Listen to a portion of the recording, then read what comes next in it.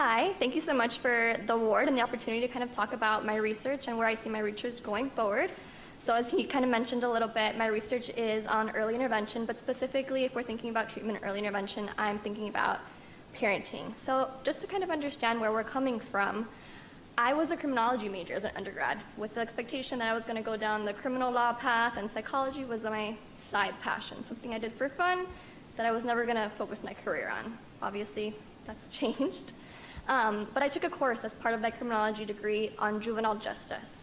So in that course, we were assigned a book called Last Chance in Texas. And Last Chance in Texas, the basic premise is giving the background and upbringing of youth in the juvenile justice system. And reading this book changed my entire perspective on me wanting to go into law and thinking about how do we help these youth move forward.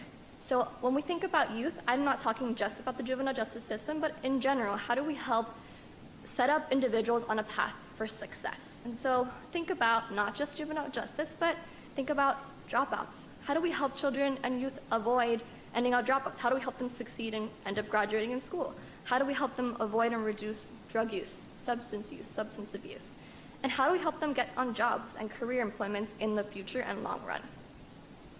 So my idea was, let's think about the youth. They're already in the system, they're already in high school and middle school, going down that trajectory. How do we target them? How do we help them avoid all of these negative outcomes that I just discussed? And the more I read courses and the more my training went along, the more I realized that I wanted to focus on how to set them up on that path for success. And for me, that was starting as early as possible. So starting as early as infancy, how do we set them on that trajectory to be successful as adolescents and eventually as young adults?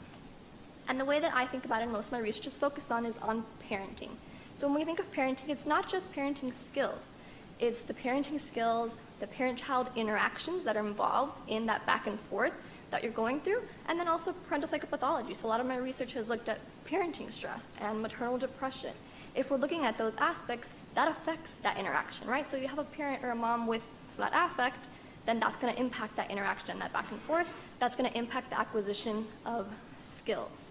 So that's kind of the aspect that I was thinking of. And when you think of parenting, parent training is the most common training that you're thinking of. And so think about all the numbers of parent training manuals that we focused on, but the premise behind this is what's most important. So when you think of parent training manuals, they're focusing on changing parenting skills from the negative to more positive. So avoiding things like corporal punishment, criticism, negativity, and changing them to more positive things using consequences and positive attention and praise. And so literally any element off of this book, off of this shelf, you can pick a parent training manual and they have substantial evidence to support them. So we have all those elements, we change them into positive directions, but there's a problem with that.